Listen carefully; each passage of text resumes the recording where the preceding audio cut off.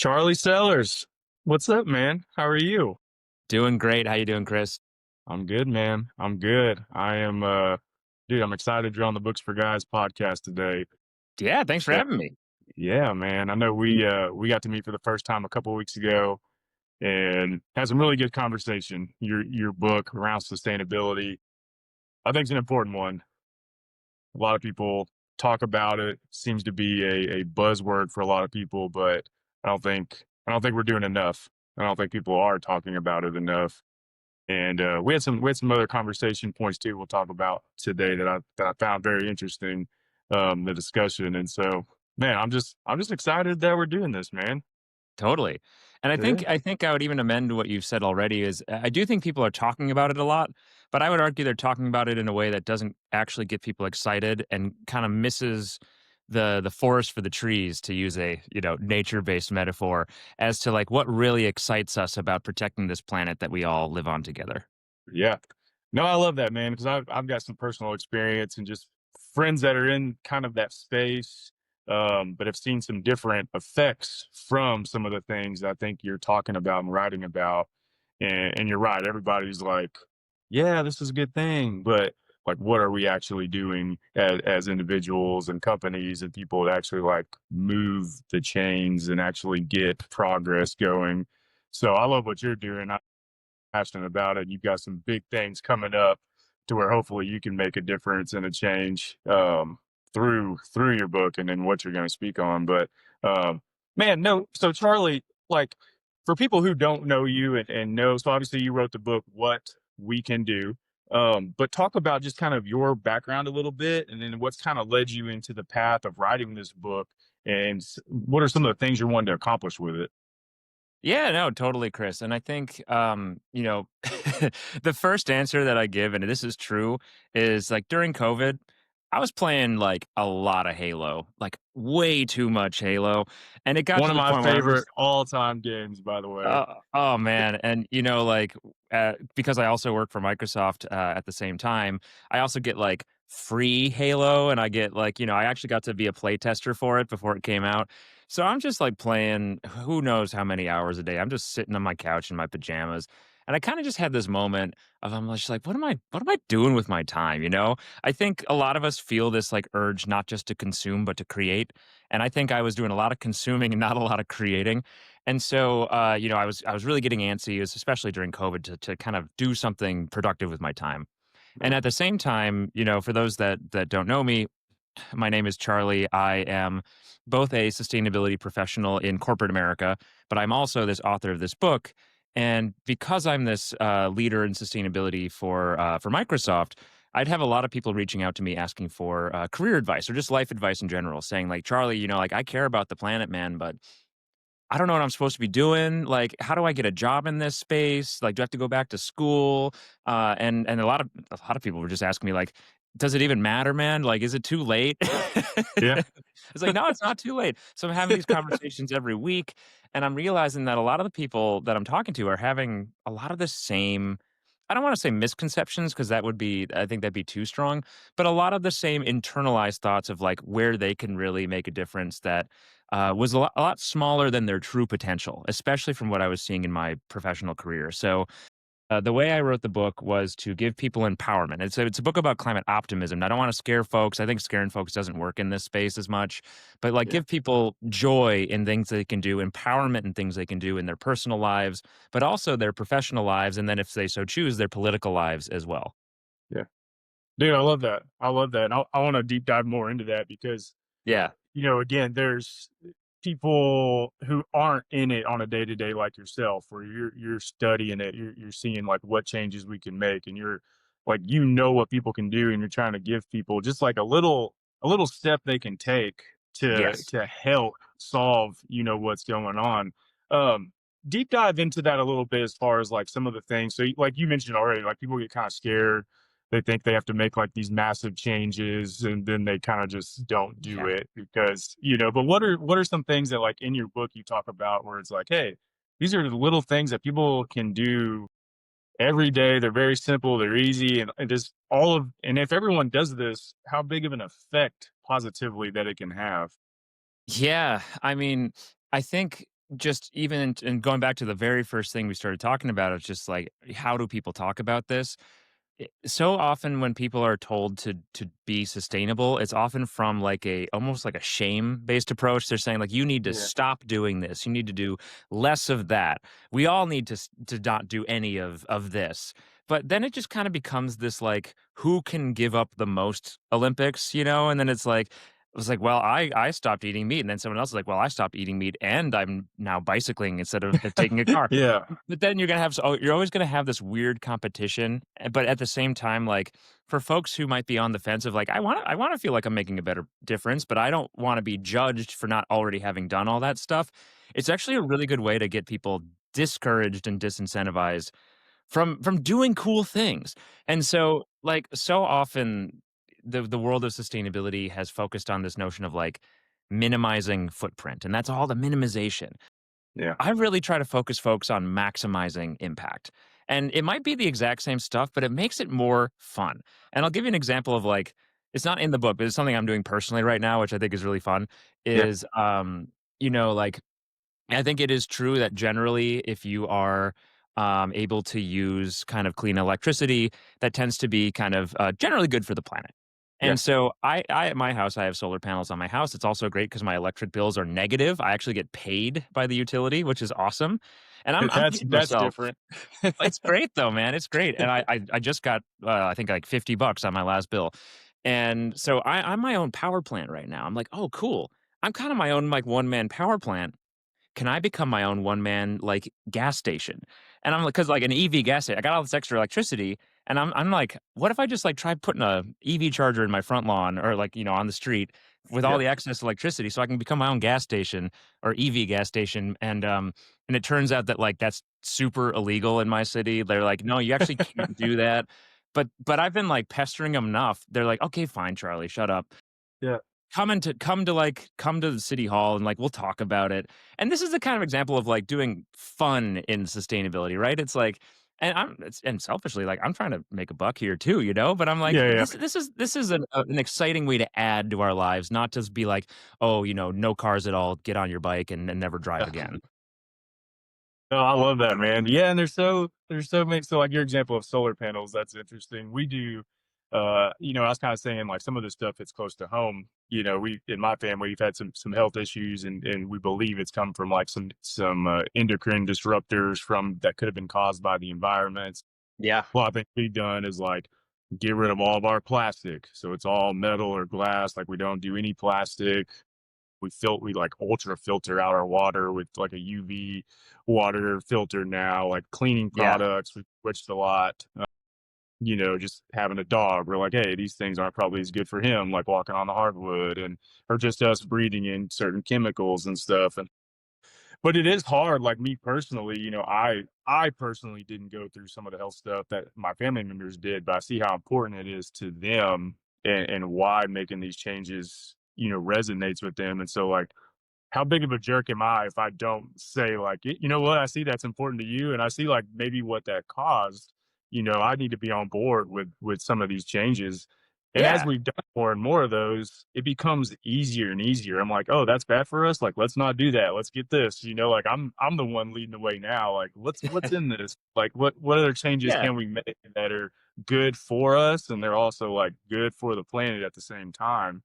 Um, but I totally. but I'm like, admittedly, like I was one of those like it doesn't matter, there's nothing I can do. Like I'm just one person. But the more that I've been around people who like have had personal experiences or they've encouraged me to change for one reason or another, I'm like, oh, this is actually cool. Like this is actually the Totally. cool thing to do. Like this is the good thing to do.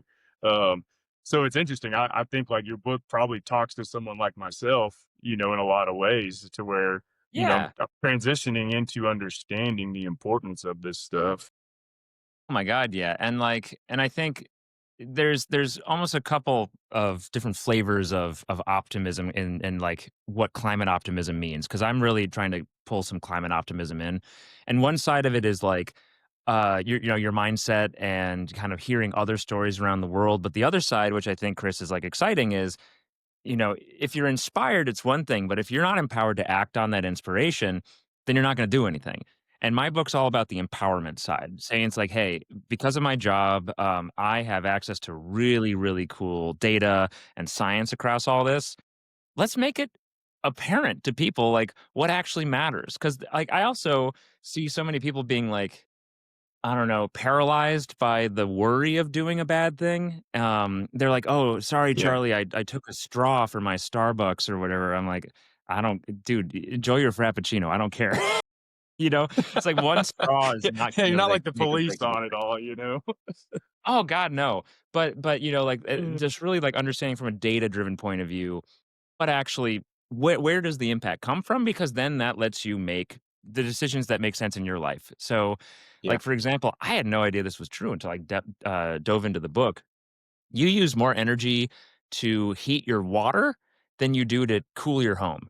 Like, you would think air conditioning would be, like, one of the biggest uses of electricity, and it yeah, is not small, but it is less than the amount of energy it takes to just heat your water, and I was, like, shocked by that. It's heating, for things in your home, it's yeah, heating your house is the worst, and then heating your water is right after that, and I'm like, "It's really second?" I was like, "That's yeah, crazy." wow. Yeah. Yeah, that's incredible. Yeah, I wouldn't have known that. I would have definitely thought the AC pumping would have been the would have been maybe the worst, especially because summer right now, it's hot and it's Yeah, consistently going, but no, that's interesting. totally. How so I'm curious too, like you working at Microsoft in this role, how Yeah, does that like what are some of the things from a corporate standpoint that you look into a lot? Because like, we're talking about some of the little things like at home and then what people can do from a personal yeah. level. Is that kind of similar to like what you're preaching internally at a corporate level at Microsoft, or is there like bigger issues that you are a part of helping solve at that level? Yeah, it's so cool because, like, obviously a lot of the principles that our personal life do carry forward, but and this is such a huge big part of the book is our personal life. That's like 1 to 10 people that you're influencing. Like you're influencing your immediate decisions and the people around you. But then if you go into Hmm. the professional space, all of a sudden it's like your sphere of influence just magnifies 100, 1,000, 10,000x. Because I'll give a good example is like Windows, the operating system.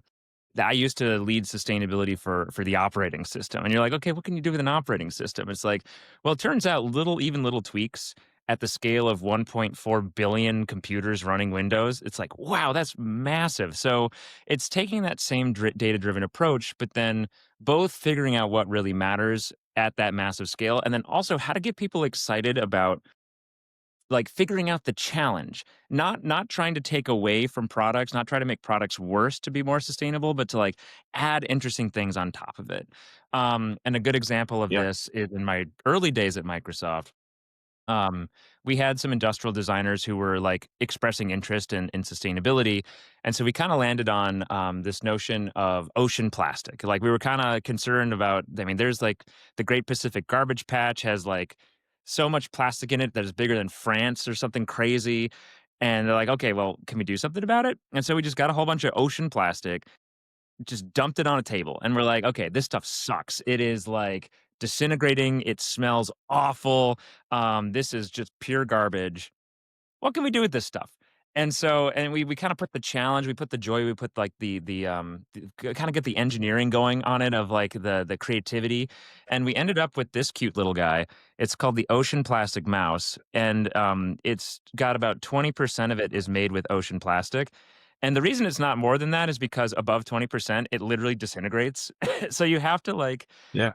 figure out interesting Wow. ways in which to use the material, but you might even see, like, it's all speckled, and that was a really cool element of it as well Yeah. because the plastic is, like I said, it's just real awful, and it was hard to get a consistent color, but then our industrial designers kinda had this aha moment where they're like, why fight it? Let's lean into those beautiful imperfections. Let's put more speckles in it so that it's actually unique. And this bad boy was like one of our most pre-ordered mice of all time. Like it was cool because it was a commercial success, it was a sustainability success, and it was something that got folks like jazzed along the way to do it. And that's really, I think, Yeah. the way you activate folks that aren't sure how they can contribute. You don't want to shame them into Yeah. contributing. You want to like entice Yeah. them into contributing. You know? Yeah. Yeah. No, that's awesome, man. And yeah, you're right. That was kind of like where I was curious about was just like the level of impact.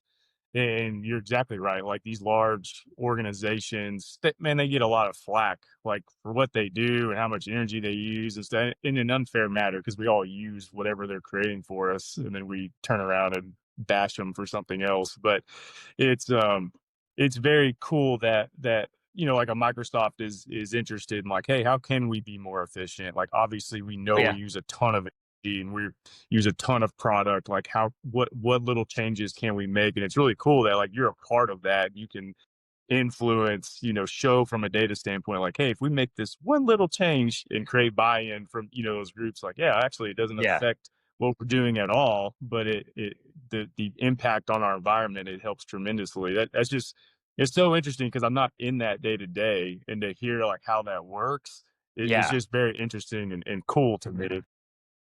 It's super cool and it should be cool. I think that's the whole problem is like people haven't made it cool, you know? They've made it like this Yeah. annoying Yeah. like, chore you have to do. But you should make it cool and you should make it Yeah. meaningful. And I'll give another cool example of it is so my current role at Microsoft, I'm a director of sustainability for their cloud business. And that's like the stuff underpinning AI. And we can debate later whether or not AI, like, how it should be best used and et cetera. But one of the things that is interesting about the data centers that power it is these things, if you design them in the wrong way, can use a lot of water. And that's something that really matters for communities that have a data center in them. I mean, I think I just saw Meta was in the news that like people in the community that Meta was building their data center were like asked to restrict their water usage while Meta was using their like the city's water. You Yeah. don't have to, like, be a hardcore sustainability person or climate person to be like, "That feels wrong," you know?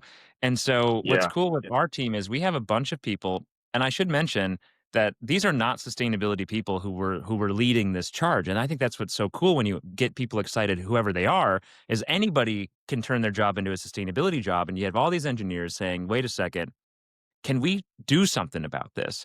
And so we were able to Yeah. figure out a new data center design that uses no or evaporates no water for cooling. So you're going from before, Wow. which is like 125 million liters of water per data center per year, and you can do the math times however many data centers. That's a lot of water out of the communities. But the shift that our company made, led by folks just regular Joes and Jills who wanted to make a difference, we're able to take away 125 million liters per data center per year. We're talking billions of liters of water that we're not going to have to use because a lot of passionate people saw this opportunity not to like make the data center worse, but to innovate and to like get excited about it.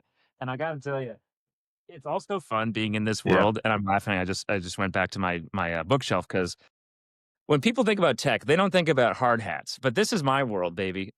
These are massive buildings, Yeah. and you gotta, it's an entirely different world of tech. I don't know a lick of software. I will never know a lick of software, but I will know construction, and that's so much of the the world that we're in. Yeah. Dude, I love that. And again, that's all Yeah, stuff that like I would never know or think about or don't know that world at all.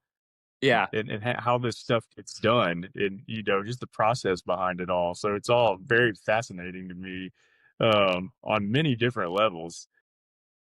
But so I'm going to transition this conversation just a little bit, but I'm going to use a word that we've been saying, it for lack of a better word, cool.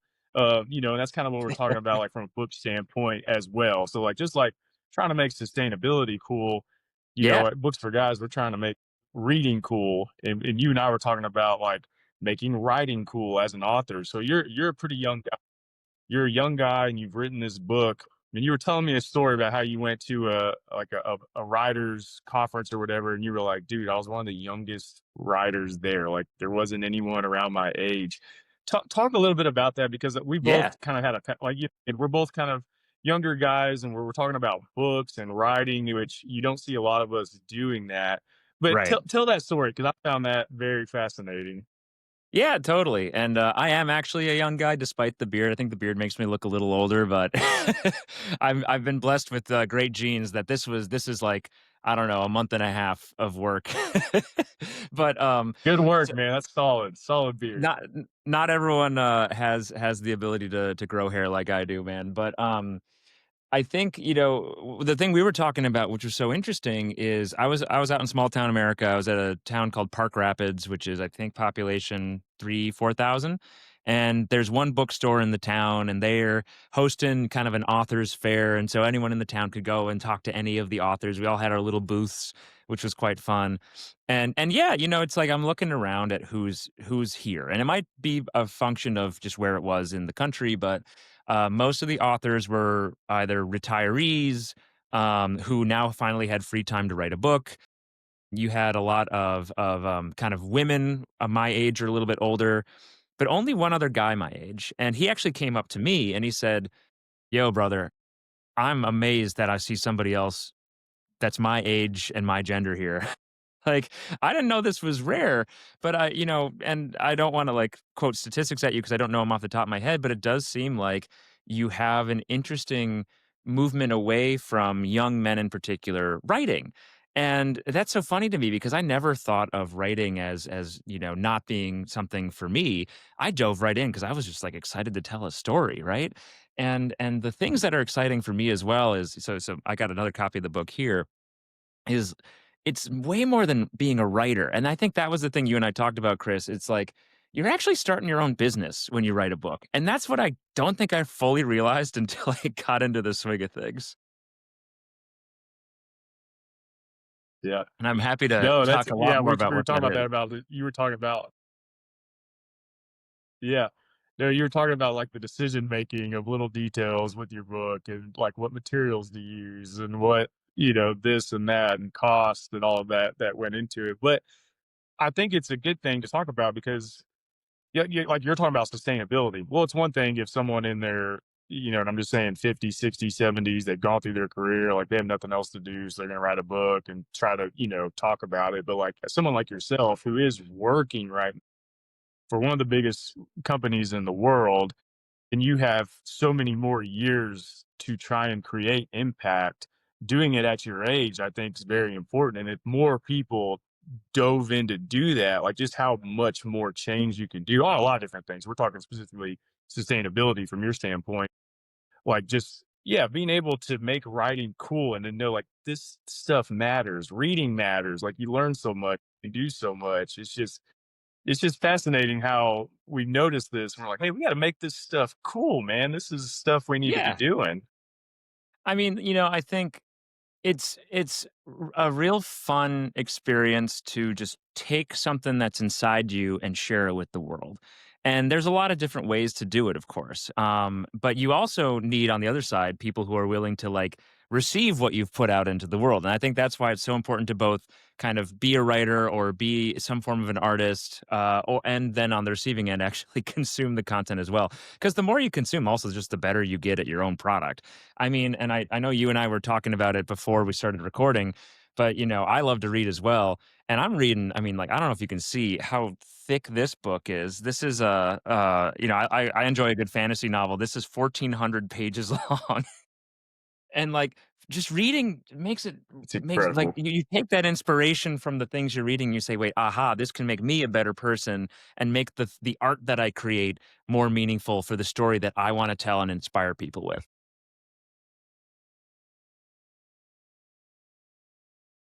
Okay, cool, cool, cool. Um, but yeah, no, so like, going back to what I was saying, going back to what I was saying earlier, around like, it's kind of, it's entrepreneurship and people also don't think about it as entrepreneurship. Like that's a really exciting piece of it as well. Cause the artist's journey, the author's journey is a lot more robust than I think I realized. So, and again, I was initially inspired by being bored on my couch playing too much Halo. And I was like, okay, I'll write a book. But that's just one part of it. The writing piece takes a year or so, depending on who you are.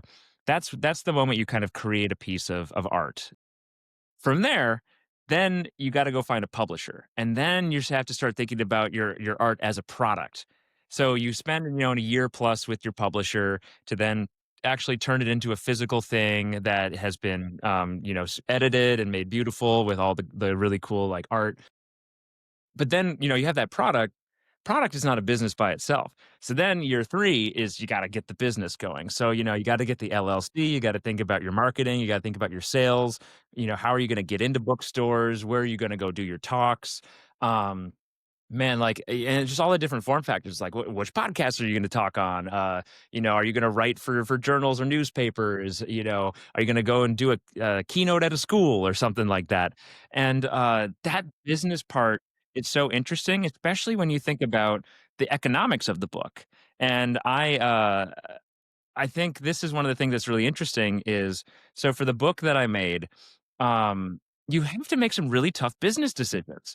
And one of the business decisions Yeah. I was torn between was like, I want to make this book be as environmentally friendly as possible, but that also makes it more expensive. So it's like, even little things like there's sewn thread binding, which makes it more durable and makes it kind of I think, a more appealing book. Um, that stuff costs a little extra. I have my whole book in color. That's $2 per book more. And you're looking at your margins and you're like, okay, well, if it takes $9.50 to manufacture this thing and Amazon takes like 40% cut when you sell through that channel. And like I've got Yeah. warehouse inventory costs if I don't move my product fast enough. You're all of a sudden having to like get deep in the spreadsheets. You kinda gotta get on the math side of things to run your business. And it's like, man, I did Yeah. not know about this when I started writing the book, but I think it's really cool that I've become on accident an Yeah. entrepreneur via authorship. Yeah. No, that's awesome, man. Yeah, all that stuff too. Most people don't know what it takes to write a book. Like, but I'm going to ask this question because now that you've done this process of writing this book, and obviously, like, it just got released this year, so you have so many conversations and impact to have with this book. But now that you've accomplished at least getting the book written and now you're, about to go share it, do you think at some point down the road that you'll be interested in writing another one now that you've done it and see what it takes? And you can always replicate and do it again easier once you learn. Um, but I'm sure throughout your career you're going to have so much more to say. Do you think you'll write another book at some point? Yeah, that's an awesome question, Chris. I think the nature of who I am is I love variety. So I think, I'm almost wondering like, do I take the basis of what I've learned to do in this, which is, learn how to tell a story and share that story with people, and then bring that to a different format. And so like the couple of other kind of next creative projects I'm thinking of, Chris, like I've been working on like the underpinnings of my own video game for a while and a problem because Yeah. I don't know how to code at all. But it's like, man, I like you have that's a whole place where you throw narrative. I'm also a musician, so I've written a bunch of songs for it. I have to figure out how to actually like make Yeah. it a game. But like I like that feels like a Yeah. really fun pursuit I could then go on next or like make a board game similarly, although that requires a little less writing. So, I don't know, like, hopefully you got at least a couple nerds who, listen to your podcast here, like, the other creative thing I Yeah. was doing the other day was, like, I don't know, designing my own set of Magic the Gathering cards because I love that stuff? Yeah. That's Like awesome.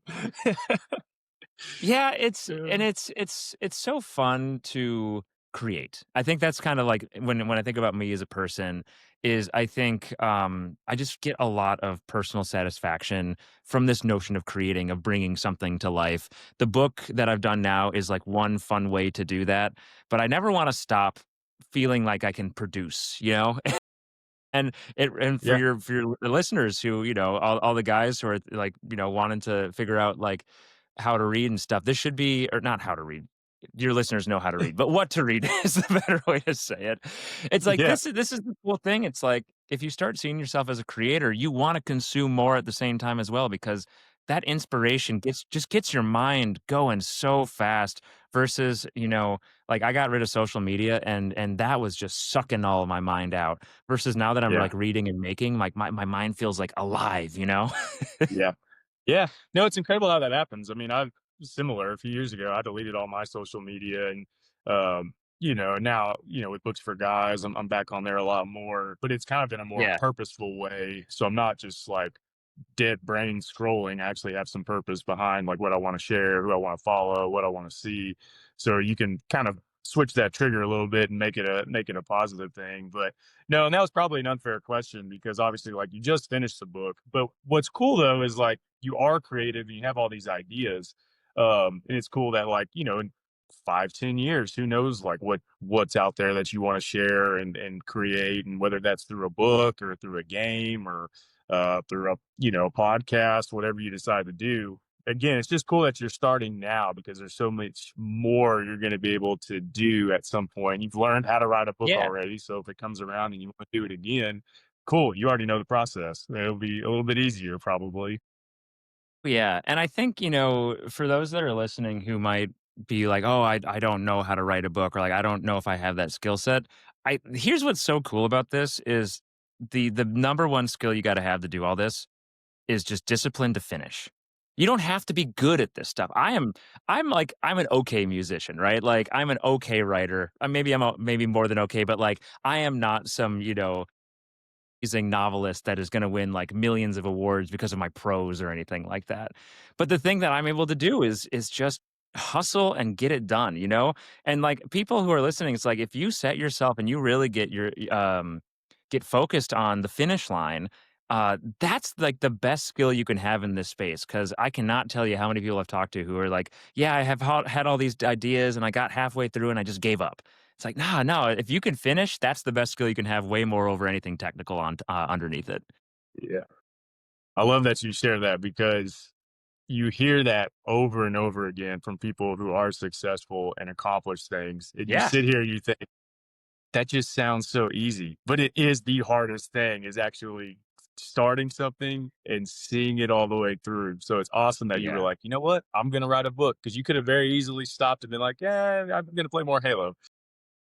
But And I look did, to at, be fair. but yeah, yeah, yeah.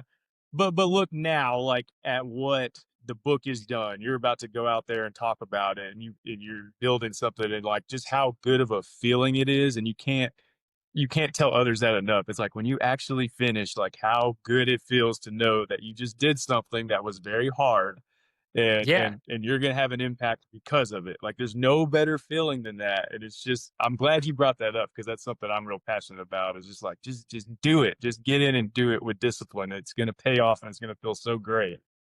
Yeah, and when you're in it, it's gonna be tough. You're gonna feel the struggle. You're gonna have blocks where you're just like, "I cannot put myself through this right now." But then when you get on the other end and you have someone come up being like, "I really have to thank you for what you produce because it's made my life better." Like, that's where it all ends up, right? It's like you as an individual making other people's lives better. And that's the ultimate reason you put yourself through this. And of course, there's also the selfish piece of like, it's kind of fun to get kudos, you know? It's like kind of fun for people to tell you you did a good job, but it's also about Yeah, that it impact. feels good. Yeah. Yeah, yeah. And I gotta say, like, for those who want to get started and don't know where to start, I take a very mathematical approach to all this, and like I don't know, if somebody listening is more of like a right brain or a left brain person, but if you're a left brain person and you're like, oh, writing is right brain, and like all this art stuff is right brain, I'm super left brain. Like, and I'm thinking about when I started out, I just built an entire like spreadsheet. I was like, okay, so here's everything. Here are all the topics I want to talk about, and Yeah, it was really strategic. Instead of trying to write from like first word to last word in a row, I was just like, I'm just gonna write what I feel inspired to write about. And I would go through my spreadsheet and be like, okay, well, I've already done those. Oh yeah, it'd be really cool to talk about, I don't know, city planning today. It's like, okay, then I go into the city yeah, planning. It's like, oh, tomorrow I really want to talk about food. And then I go to food. And you kind of like build yourself grace to follow the thing you're most passionate about at that moment instead of trying to like force your way in a linear way. And yeah. there's a lot of science, there's a lot of math, there's a lot of numbers you can bring into this world that like people kind of, and especially when you get into the business side, but like I think a lot of people don't realize that you could activate that part of your brain in this too. Yeah. No, I love that. That's all good for people to hear. Because again, I think a lot of people are just, yeah, they're just confused. They don't know where to start. So having someone else Yeah. kind of like give them a blueprint, which is so great about books. If you want to learn how to do something, there's probably a book out there. You can figure out what to do. But no, so two more questions for you here, Charlie. And I ask everyone on the podcast this, and you kind of brought one up earlier that you enjoyed, but what are some books that you enjoy reading? And maybe they're just pure enjoyment. or what are some books that have had an impact on you that have, motivated you to get to where you're at today? But what are just some books that you've enjoyed or have meant a lot to you over the years? Yeah, I'm gonna give you 2 answers there. So one is I'm gonna pull this series back up, this behemoth thing, is I'm an enjoyer of a good fantasy novel from time to time. And so there's this series called the, Stormlight, Archive by this guy named Brandon Sanderson. He's, like, probably the most famous fantasy novelist right now. If you are looking for something to keep you occupied, every one of his books is like 1,500 pages. It's crazy. And dude pumps them out like every other year. I have no idea how he does it. But, I That's wild. think So he his loves writing. stories are yeah, it's crazy. His stories, I think, are I really am inspired by because he's just so good at building a world, and that's not something you can take for granted. He is self-admittedly, like, awful at certain kinds of writing. Like, he's like, "My wife forbids me from writing anything romance at all." Like, no one even flirts. It's like, no, because it's just like he's not good at writing that. But he can just build this world you want to immerse yourself in, which is so cool. And it's fun to be able to kinda not live in that world per se, but just kind of put all the issues and the problems of the broader world away for a moment to go and just kind of sit for a little bit in this one, and then you want to get right back into it, and then you got a lot of time to be with it because it's 1,400 pages long. So that's one book that I think has been really inspirational for me. Another one is a bit of a funny one here, Chris, because it's not a real book at all. But a friend of mine who's now a professional YouTuber, um, he used to organize like writing groups for us as friends. And so it was, we would have a prompt and then we would all have a month to write something on the prompt. And then we'd just get back and then share what each other, like we'd read each other's stuff and we'd kind of give critique back. And it was so cool to be able to see kind of how my friends wanted to express themselves. And it's just a good way to Yeah. get to know the people in your life a little bit better, to become better yourself. And like, I still quote some of the stuff from my friends' stories from like a decade ago when we were doing this in earnest. Like, one of my friends wrote this line I always think about. He's just like, "Oh, yeah. And he smiled with his teeth." And I was like, "Oh, I like that. I like that." Smiling, like I have a good visual idea of what smiling with your teeth sounds like. And so every now and then, if I see someone with like a big toothy smile, I'm like, "Oh yeah, I kind of have this mental image. Thanks to my friend." Yeah. No, I love that, man. And yeah, I'm a big fan of reading fiction, in between some of the harder reads that people do, just because you again turn your brain off a little bit from all the craziness in the world and your day. It's just a great way to get lost into something a little bit different. Uh, I love both of those, man. That's amazing. So, last question for you, and just more pertaining to your book. When people read it, if nothing else, what's one nugget or one just piece of information that you hope people and readers take away from your book, if nothing else? Yeah, awesome question. I mean, a couple things come to mind, but I'll start with the most important one, which is just you are more powerful than you think. I think a lot of us think we don't have power to make a difference, but that could not be further from the truth. It can feel like it sometimes. It can feel like we're in this world that's like overwhelming and there's nothing that we can do. But there's a reason, Chris, that I titled the book What We Can Do, because we can all do something. And I think this is one of the things I really stress in the book is none of us can do everything. None of us should expect to do everything. I don't expect to do everything, but all of us can do something. And doing something is this flywheel that starts to make you feel more empowered, feel more excited if you do it in the right way. And then before you know it, you're writing books about sustainability, and then you're getting a full-time sustainability job, and then you're in the whole world, or whatever your passion area is. So I just want people to be hopeful, and I want my book to give people hope. Yeah. Maybe that's the best way to say it. Yeah. Yeah. No, I love that, man. And I love on your website talking about optimism. Like, man, having a positive mindset, having optimism, like those are two very powerful things that get a lot more done than the opposite, it seems. So I love that that's the approach you're taking is just create excitement, make it cool. Like this, everyone can do a Yeah. little bit of something, and let's do it in a fun way and an exciting way, and we'll see what kind of impact that makes. So I love the approach you're taking with your book and just your overall just message about it. It's just very I don't know, it's inspiring to me. It reinforces that like what we're doing is cool and a good thing. And I think a lot of other people will feel the same way as they learn more about you in your book. I think it's going to be awesome. Totally. Well, I really appreciate you you having me on here, Chris. It's always fun to talk all things book, all things joy as well. Like we should be having fun doing this, you know.